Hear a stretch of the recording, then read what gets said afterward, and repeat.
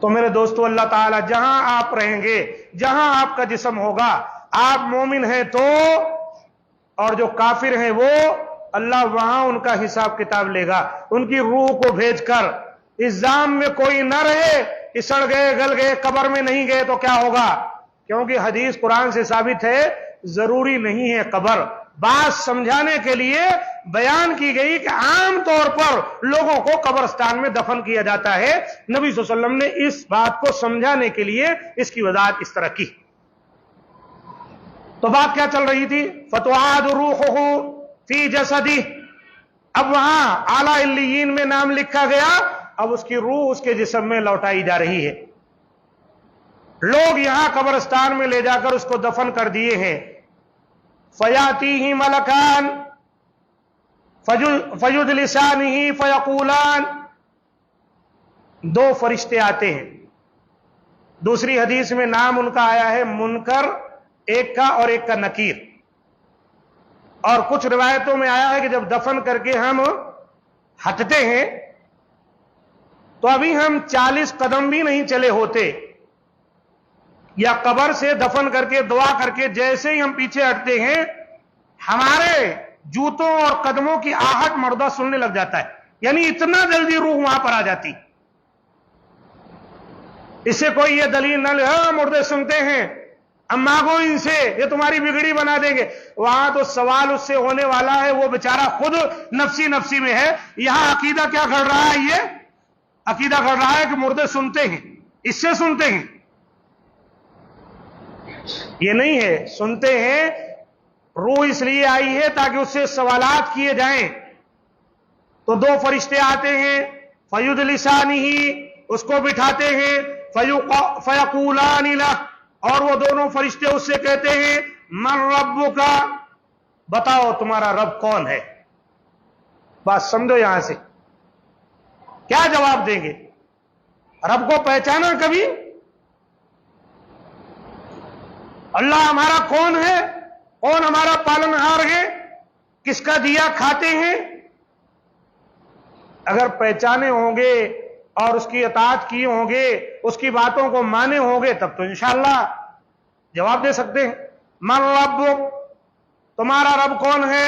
فیقول ربی اللہ، مومن بندہ ہے، مومن روح ہے، جسم اس کا مومن، دونوں ملے ہیں قبر میں، فرشتے بٹھائے ہیں دونوں۔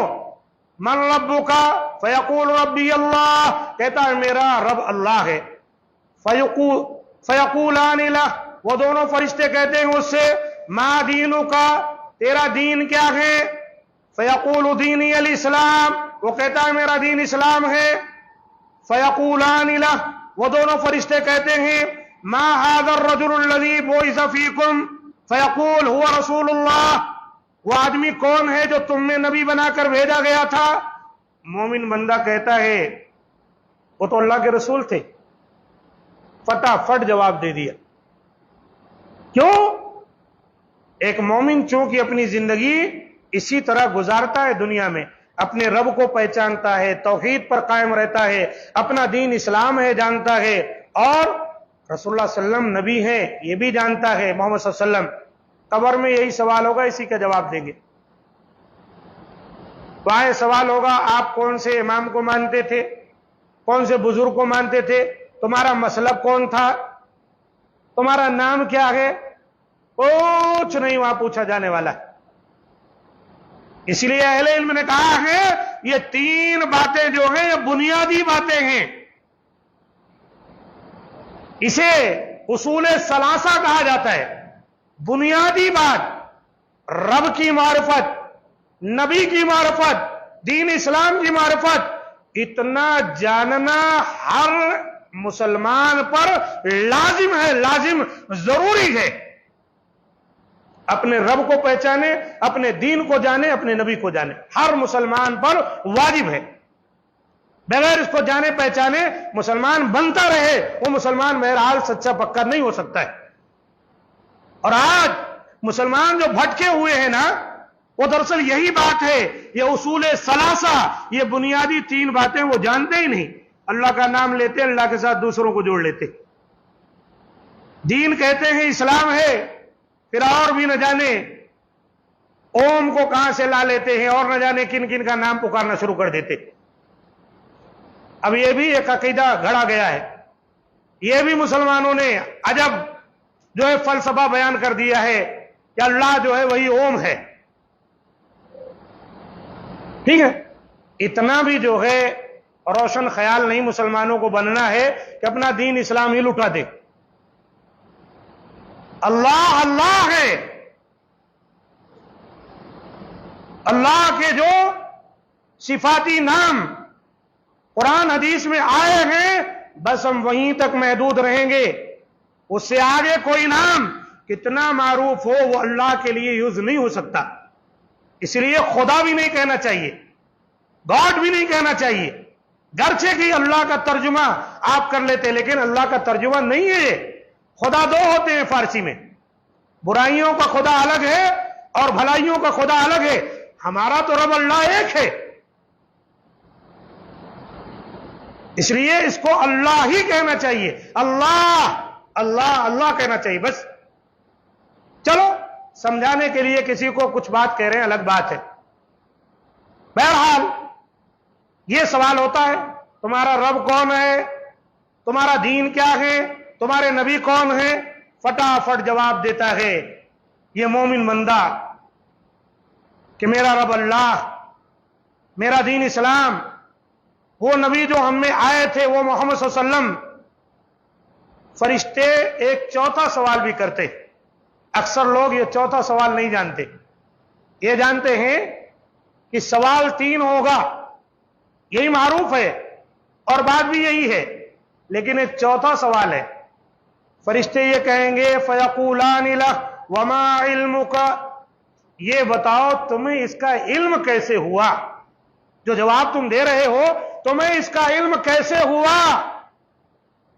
فیقول, تو وہ کیا جواب دے گا, قرأت کتاب اللہ فآمنت بہ وصدقت. یہ بہت اہم چیز ہے, یاد رکھیں. وہ کہے گا میں نے اللہ کی کتاب پڑھی, میں اس پر ایمان لایا اور میں نے اس کی تصدیق کی. پتہ ہے چلا یہ اللہ کی معرفت, یہ دین کی معرفت, یہ نبی کی معرفت اللہ کی کتاب سے ہمارے سامنے سمجھ میں آئی. اور جب اللہ کی کتاب کہتے ہیں نا تو اس کتاب کے ساتھ نبی صلی اللہ علیہ وسلم کا فرمان بھی جڑا ہوا ہے. اللہ کے رسول نے کہا ہے الا انی اوتیت الکتاب ومثلہ معہ, خبردار رہو کہ مجھے اللہ نے جیسے کتاب دی ہے اسی کے مثل مجھے اللہ تعالیٰ نے اور دی ہے. اور وہ کیا ہے, اللہ کے رسول کی صحیح باتیں. فرشتے پوچھیں گے تمہیں کیسے معلوم ہوا, کہے گا میں نے اللہ کی کتاب پڑھا, میں نے اس پر ایمان لایا میں, اور میں نے اس کی تصدیق کی. پتہ چلا عقیدہ صحیح ہونے کے لیے قرآن کا پڑھنا اور صحیح معنوں میں قرآن کا مطالعہ کرنا, اللہ رسول کی تعلیمات کو حاصل کرنا بہت ضروری ہے. فَيُنَادِي مُنَادٍ فِي السَّمَاءِ, ایک پکارنے والا آسمان سے پکارے گا. جب اس طرح قبر میں جواب مل گیا, ایک پکارنے والا پکارے گا, ندا دے گا ان صدق عبدی فافرشوہ من الجنہ, میرے بندے نے سچ کہا ہے اس کے لیے جنت کا فرش بچھا دو, اس کی قبر میں جنت کا فرش بچھا دو. والبسوہ من الجنہ, میرے اس بندے کو جنت کا لباس پہنا دو. وفتحوا لہ بابا الی الجنہ, اس کے لیے جنت کے دروازے کھول دو, اس کی کھڑکی کھول دو. یہ دیکھیں روح کے ساتھ یہ معاملہ پیش آ رہا ہے. یہ بات کوئی آپ کو اخبار کی نہیں ہے جو سنائی جا رہی ہے, یہ نبی صلی اللہ علیہ وآلہ وسلم کا سچا ارشاد ہے جو آپ کے سامنے بیان کیا جا رہا ہے, جو بالکل حدیث صحیحہ سے ثابت ہے. نبی صلی اللہ علیہ وآلہ وسلم نے اسے بیان کیا ہے. حدیث مسند احمد کی جلد 4 ہے, صفحہ 287 288. سنن ابو داؤد کی حدیث نمبر 4753 ہے. سنن ابن ماجہ میں 1549 اور 4269 پر مختصراً یہ حدیث آئی ہوئی حدیث ہے. اللہ کے رسول نے کہا اس کے لیے جنت کی کیاری کھول دی جاتی ہے اور जन्नत की जो खिड़की है खुल जाती है, उसकी कब्र में जन्नत के फर्श बिछा दिए जाते हैं। और फिर अब क्या होता है? काल, अल्लाह के रसूल ने कहा, फयातीहि मिन रूहिहा व तीबिहा, अब उसके पास जन्नत की खुशबू, जन्नत की हवाएं आने लग जाती हैं उसके पास। वयुफ़्सहु लहू फी क़ब्रिही मद्द बसरी, जहां तक उसकी निगाह जाए वहां तक के लिए उसकी कब्र को कुशादा कर दिया जाता है, फैला दिया जाता है।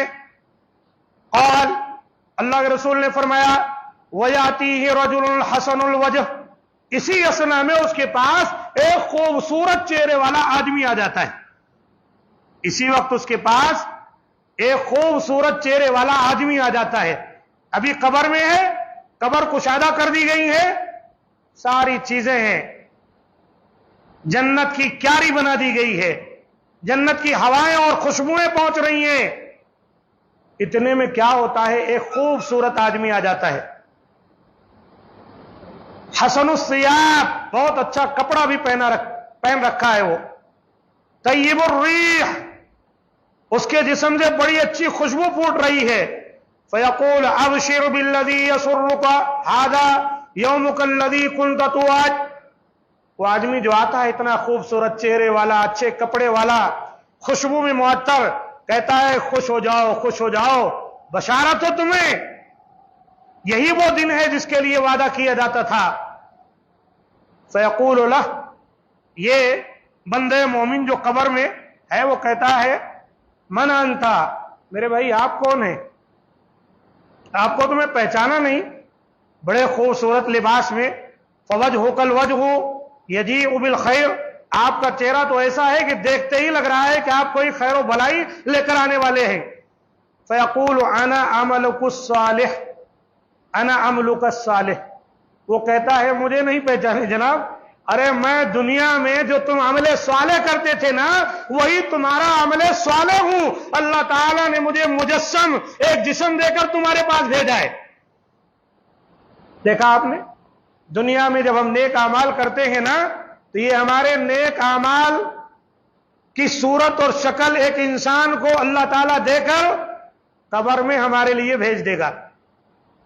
रोजा किए, नमाज पढ़े, जो जितने अमाल थे सबका एक मुजस्सम, एक जिस्म कब्र में आ गया।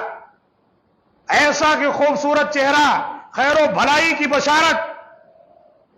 और जब पूछेगा कि आप कौन हैं, तो कहेगा अना अमलुकस सालिह, मैं तुम्हारा नेक अमल हूं। फयक़ूल रब्बी अक़िमिस्साअह, ये नेक बंदा जो कब्र में है ना, ये मारे खुशी के कहे, या अल्लाह जल्दी से कयामत कायम कर दे। क्यों? वो समझ गया अब कामयाबी तो मेरी मुकद्दर बन गई। जब कब्र का मामला दुरुस्त हो गया तो आगे भी मामला दुरुस्त है। कहेगा अल्लाह तू जल्दी से कयामत कायम कर दे, हत्ता अर्जिअ इला अहली व माली, ताकि जो मेरे अहल व याल है, मेरा माल है, जो मेरे लिए तैयार किया गया है आखिरत में, मैं वहां लौट जाऊं, मैं उसको पा जाऊं। लेकिन हदीस में आता है कि अल्लाह के रसूल ने फरमाया दूसरी हदीस में कि उसको मौका नहीं दिया जाएगा। कहा जाएगा नहीं, सो जाओ, आराम से सो जाओ। एक हदीस में है कि फरिश्ते कहेंगे ऐसे सो जाओ जैसे कि दुल्हन सोती है। नवी नवेली दुल्हन आती है, घर के कमरे में उसका खास कमरा होता है, वहां पहुंचा दिया जाता है। जैसे वो बेफिक्र होकर सो जाती है, अब उसको कौन उठाएगा? जो उसका सबसे बड़ा महबूब है, यानी शौहर। तो फरिश्ते कहते हैं कब्र में ऐसे सो जाओ जैसे कि नवी नवेली दुल्हन सोती है। अब तुम्हें यहां से वही उठाएगा जो तुम्हारा सबसे ज्यादा महबूब होगा। इस तरह वो आराम करता है यहां तक कि कयामत कायम होगी और वो अल्लाह के दरबार में जाए। ये मोमिन बंदे की रूह और उसकी मौत और जो कुछ उसका मामला पेश आता है उसका जिक्र है जो यहां पर किया गया। अब इसके बाद अल्लाह के रसूल सल्लल्लाहु अलैहि वसल्लम ने काफिर का तज़किरा किया कि काफिर के साथ क्या मामला होता है। मेरा ख्याल है कि एक छोटा सा ब्रेक ले लें हम लोग, ठीक है ना?